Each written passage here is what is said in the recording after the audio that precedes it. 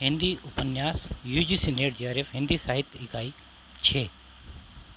हिंदी उपन्यास पहला है देवरानी जेठानी की कहानी, पंडित गौरी दत्त शर्मा द्वारा लिखित।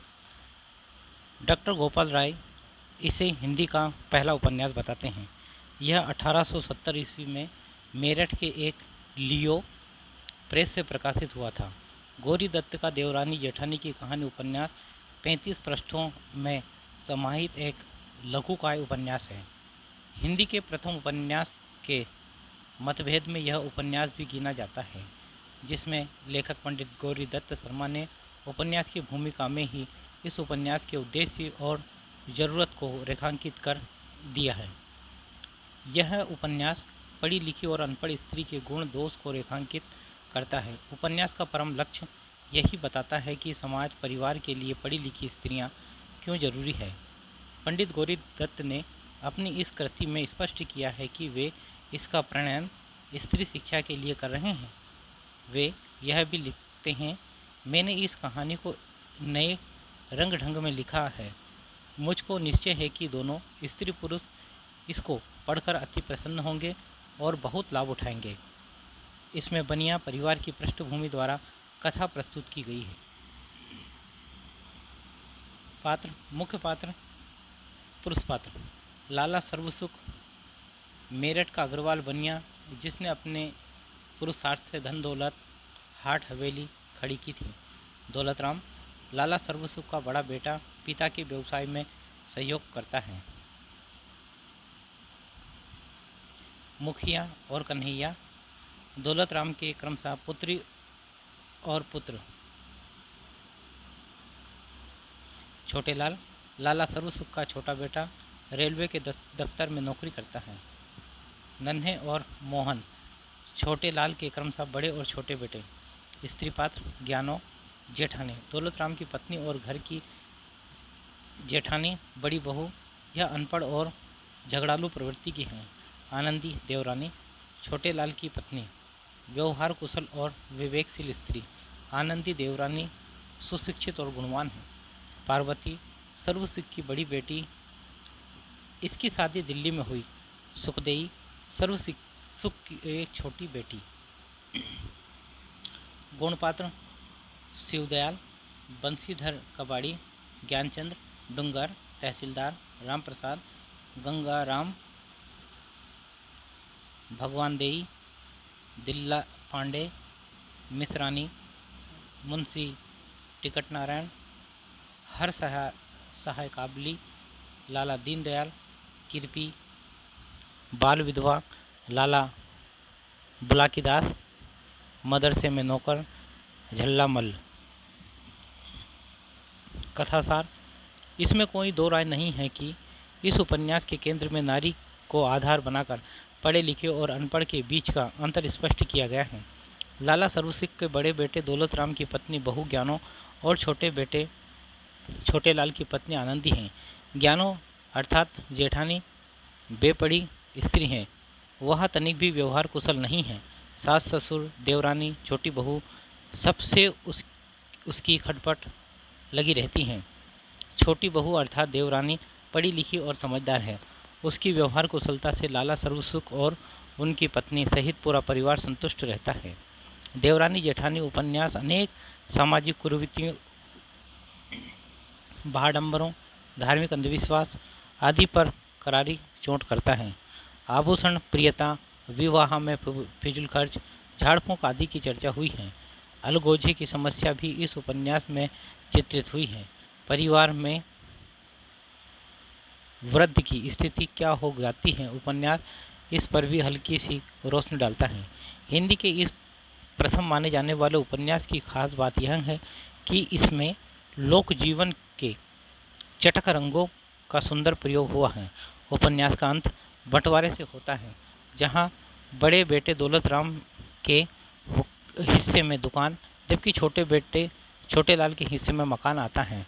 दौलतराम मकान में भी आधा हिस्सा ले लेता है। मकान से जाते वक्त बड़ी बहू खिड़कियों के दरवाजे और चौखट भी ले जाती हैं। विशेष यह उपन्यास समस्या के साथ समाधान भी प्रस्तुत करता है।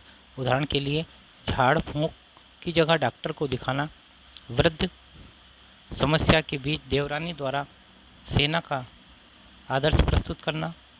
आनंदी के पिता द्वारा कहलवाया गया है, ज्ञानवान लड़कियां घबराती नहीं हैं, सब काम किए जाते हैं। पुनर्विवाह का समर्थन किया गया है। लोक मुहावरों का यथास्थान उचित प्रयोग है। प्रमुख उदाहरण, शीतला माँ के नाराज हो जाने के भय से लोग बच्चों को चेचक का टीका तक नहीं लगवाते थे। मेरठ में सर्वसुख नामक एक अग्रवाल बनिया था। अगला है परीक्षा गुरु, लाला श्रीनिवास दास। यह उपन्यास 1882 ईस्वी में प्रकाशित हुआ। आचार्य रामचंद्र शुक्ल ने परीक्षा गुरु को अंग्रेजी ढंग का हिंदी का पहला उपन्यास माना है। उपन्यास के लेखक लाला श्रीनिवास दास ने निवेदन में इस उपन्यास को अपनी भाषा में नई चाल की पुस्तक कहा है। लाला श्रीनिवास दास पुस्तक के निवेदन में उपन्यास लिखने हेतु प्रेरणा स्रोत के लिए महाभारतादि संस्कृत, गुलिस्तान वगैरह, Farsi, Spectator, Lord Bacon, Goldsmith, William Cowper, पुराने लेखों, स्त्रीबोध और वर्तमान के रिसालों को श्रेय देते हैं। उपन्यास में तत्कालीन मध्यवर्गीय जीवन का चित्रण भी मिलता है, जो पश्चिमी आधुनिकता से विशेष प्रभावित थे। यह उपन्यास कथा प्रधान नहीं बल्कि उपदेश प्रधान है। पात्र, मुख्य पात्र लाला मदन मोहन। उपन्यास का मुख्य पात्र जो एक धनवान व्यापारी है, लेकिन गलत संगति में फंसा रहता है। अंत में जेल जाता है, जहां से एक सच्चा मित्र उसे बचाकर लाता है। लाला ब्रजकिशोर, लाला मदन मोहन का सच्चा मित्र जो उसे हमेशा सही सलाह देता है और अंत में निकाले जाने पर भी अपने मित्र को जेल से बचा लाता है। पेशे से वकील एवं समझदार इंसान। मुंशी चुन्नीलाल, मदन मोहन का चापलूस मित्र जो पहले लाला ब्रजकिशोर के यहाँ 10 रुपये महीने का नौकरी करता था। मास्टर सिंभुदयाल, लाला मदन मोहन को अंग्रेजी पढ़ाने के लिए रखा गया था। बाद में उसकी चापलूसी करके अपना उल्लू सीधा करता है।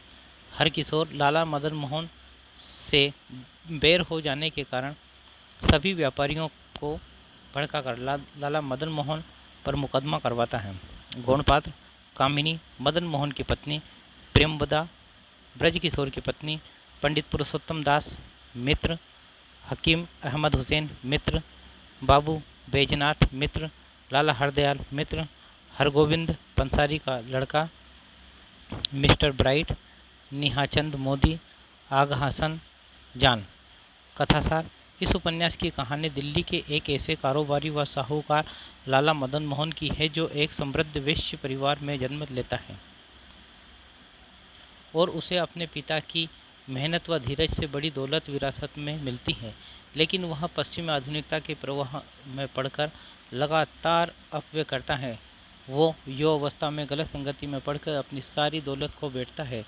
उसे आदमी की परख नहीं है। वह अपने सच्चे मित्र लाला ब्रजकिशोर जो उसके हर अनुचित कार्यों से पहले उसे टोकता था, उसे दूर कर देता है। जबकि चुन्नीलाल, शंभुदयाल, बैजनाथ आदि को अपने साथ रखता है और ये सारे अवसरवादी लोग उसके हर अनुचित कार्य पर प्रोत्साहन देते हैं, उसकी खुशामद करते हैं तथा उससे अपना स्वार्थ सिद्ध करते हैं। इन लालची लोगों द्वारा दी गई गलत सलाहों के कारण लाला मदन मोहन जल्द ही कर्ज में डूब जाता है। उसी समय हरकिशोर से उसका बेर हो जाता है। वह सारे लेनदारों को इकट्ठा करके लाला मदन मोहन पर मुकदमा कर देता है। विपत्ति के समय लाला मदन मोहन के सारे कपटी, लालची, मौकाप्रस्त मित्र उसका साथ छोड़ देते हैं। अंत में उसका सच्चा, शिक्षित, बुद्धिमान वकील मित्र लाला ब्रजकिशोर उसका साथ निभाता है और उसकी खोई हुई संपत्ति उसे वापस दिलवाता है। अंत में लाला मदन मोहन को अपनी गलतियों का एहसास होता है और वह चापलूसी करने वाले मित्रों तथा दुर्व्यसनों से भी तौबा कर लेता है। यह उपन्यास 41 प्रकरणों में विभक्त है। पहला, सौदागर की दुकान, अकाल में अधिक मास, संगति का फल, मित्र मिलाप, विषयासक्त, भले बुरे की पहचान, सावधानी, सब में हाँ, सभासद, प्रबंध, प्रबंध इंतजाम, सज्जनता, सुख दुख, बिगाड़ का मूल विवाद, पत्र व्यवहार, मित्र अथवा रिय, सुरा शराब, स्वतंत्रता और स्वेच्छाचार, क्षमा, स्वतंत्रता, कृतज्ञता, पतिव्रता, संशय, प्रामाणिकता, हाथ से पैदा करने वाले और पोतड़ी के अमीर, साहसी पुरुष, दिवाला, लोक चर्चा, अफवाह, फूट का काला मुंह, बातचीत, नैराश्य, नाउम्मीदी, चालाक की चूक, अदालत, मित्र परीक्षा, हीन प्रभा, स्तुति निंदा का भेद, धोखे की टट्टी, विपत्ति में धैर्य, सच्ची प्रीति, प्रेत भय, सुधारने की रीति, सुख की परमावधि।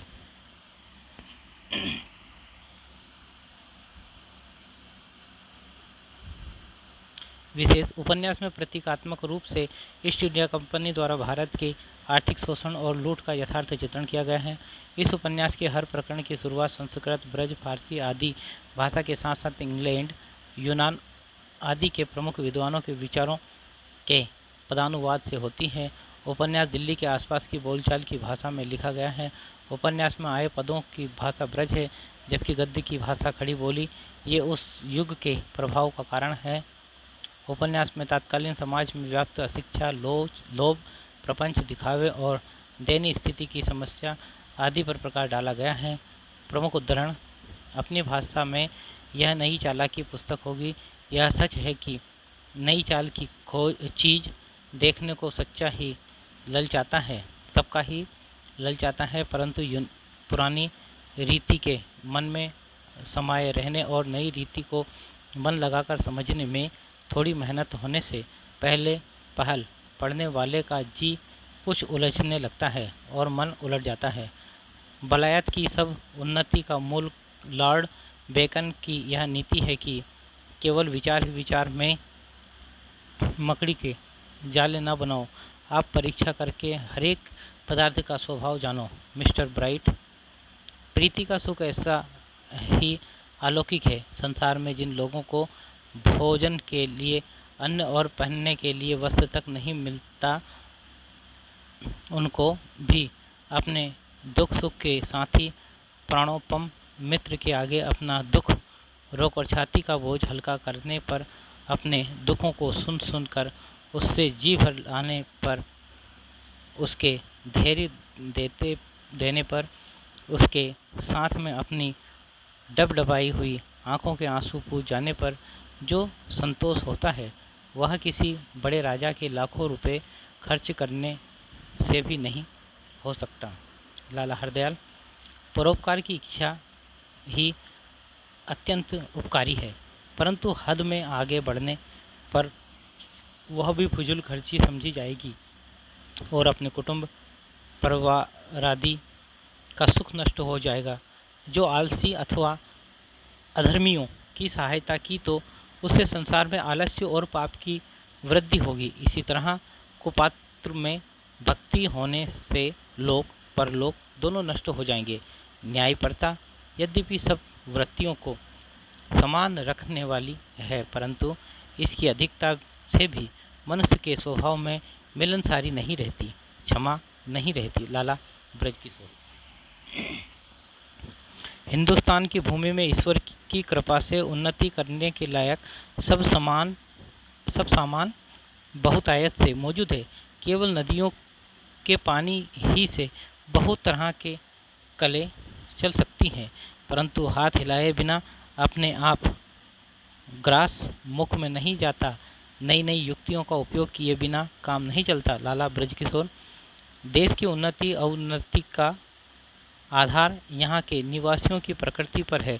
सब देशों में सावधान और असावधान मनुष्य रहते हैं, परंतु जिस देश के बहुत मनुष्य सावधान और उद्योगी होते हैं उसकी उन्नति होती जाती है, और जिस देश में असावधान और कमकस विशेष होते हैं उसकी अवनति होती जाती है। हिंदुस्तान में इस समय और देशों की अपेक्षा सच्चे सावधान बहुत कम हैं, और जो है वे द्रव्य की असंगति से अथवा द्रव्यवानों की अज्ञानता से अथवा उपयोगी पदार्थों की अप्राप्ति से अथवा नई नई युक्तियों के अनुभव करने की कठिनाइयों से निरर्थक से हो रहे हैं और उनकी सावधानता बन के फूलों की तरह कुछ उपयोग किए बिना वृथा नष्ट हो जाती थी। परंतु हिंदुस्तान में इस समय कोई सावधान ना हो, यह बात हरगिज नहीं है। लाला ब्रजकिशोर, मनुष्य जिस बात को मन से चाहता है उसका पूरा होना ही सुख का कारण है और उसमें हर्ज पड़ने ही से दुख होता है। मास्टर शंभुदयाल, हिंदुस्तान की उन्नति नहीं होती, विद्याभ्यास के गुण कोई नहीं जानता, अखबारों की कदर कोई नहीं करता, अखबार जारी करने वालों को नफ़े के बदले नुकसान उठाना पड़ता है। हम लोग अपना दिमाग खिपाकर देश की उन्नति के लिए आर्टिकल लिखते हैं, परंतु अपने देश के लोग उसकी तरफ आंख उठाकर भी नहीं देखते। ईश्वर ने मनुष्यों को स्वतंत्र बनाया है पर स्वेच्छाचारी नहीं बनाया, क्योंकि उसको प्रकृति के नियमों में अदल बदल करने की कुछ शक्ति नहीं दी गई। लाला ब्रजकिशोर, वर्तमान समय के अनुसार सभी के फायदे की बात पर सत्शास्त्र और शिष्टाचार की एकता से बर्ताव करना सच्ची स्वतंत्रता है। लाला ब्रजकिशोर, दंड का प्रयोजन किसी अपराधी से बदला लेने का नहीं है, बल्कि आगे के लिए और अपराधों से लोगों को बचाने का है। मास्टर शंभुदयाल, आदमी की पहचान जाहिरी बात से नहीं होती, उसके बर्ताव से होती है। लाला ब्रजकिशोर, मनुष्य को जलन उस मौके पर हुआ करती है जब वह आप उस लायक ना हो, परंतु तुमको जो बड़ाई बड़े परिश्रम से मिली है वह ईश्वर की कृपा से मुझको बेमेहनत मिल रही है, फिर मुझको जलन क्यों हो? तुम्हारी तरह खुशामद करके मदन मोहन से मेल किया चाहता तो मैं सहज में कर लेता, परंतु मैंने आप यह चाल पसंद ना की तो उस अपनी इच्छा से छोड़ी हुई बातों के लिए मुझको जलन क्यों हो? जलन की वृत्ति परमेश्वर ने मनुष्य को इस लिए दी है कि वह अपने से ऊंची पदवी के लोगों को देखकर उचित रीति से अपनी उन्नति का उद्योग करें। लाला ब्रजकिशोर, एक प्रामाणिक मनुष्य परमेश्वर की सर्वोत्कृष्ट रचना है। मनुष्य के मन के विचार ना सुधरे तो पढ़ने लिखने से क्या लाभ हुआ? लाला ब्रजकिशोर, सावधानी आदमी की दृढ़ बुद्धियों को कहते हैं। अफवाह वह भयंकर वस्तु है जिससे बहुत से निर्दोष दूषित बन जाते हैं। हिंदुस्तानियों में अब तक विद्या का व्यसन नहीं है, समय की कदर नहीं है, भले बुरे कामों की पूरी पहचान नहीं है। इसी से यहाँ के निवासी अपना बहु समय औरों के निज की बातों पर हाशिया लगाने में और इधर उधर की जटल हाँकने में खो देते हैं, जिससे तरह तरह की अफवाहें पैदा होती है और भले मानसों को झूठी निंदा अफवाह की जहरी पवन में मिलकर उसके सुयश को धुंधला करती है। लाला ब्रजकिशोर, आदत की यह सामर्थ्य है कि वह मनुष्य की इच्छा न होने पर भी अपनी इच्छानुसार काम कर लेते हैं, धोखा दे देकर मन पर अधिकार कर लेती हैं। मनुष्य के चित्त से बढ़कर कोई वस्तु कोमल और कठोर नहीं है। लाला ब्रजकिशोर, किसी मनुष्य की रीति भांति सुधरे बिना उससे आगे को काम नहीं लिया जा सकता, परंतु जिन लोगों का सुधारना अपने बूते से बाहर हो उन्हें काम काज का संबंध ना रखना ही अच्छा है। और अब किसी मनुष्य से ऐसा संबंध ना रखा जाए तो उसके सुधारने का बोझ सर्वशक्तिमान परमेश्वर अथवा राज्याधिकारियों पर समझकर उससे द्वेष और वैर रखने के बदले उसकी हीन दशा पर करुणा और दया रखनी सज्जनों को विशेष शोभित करती है। लाला ब्रजकिशोर।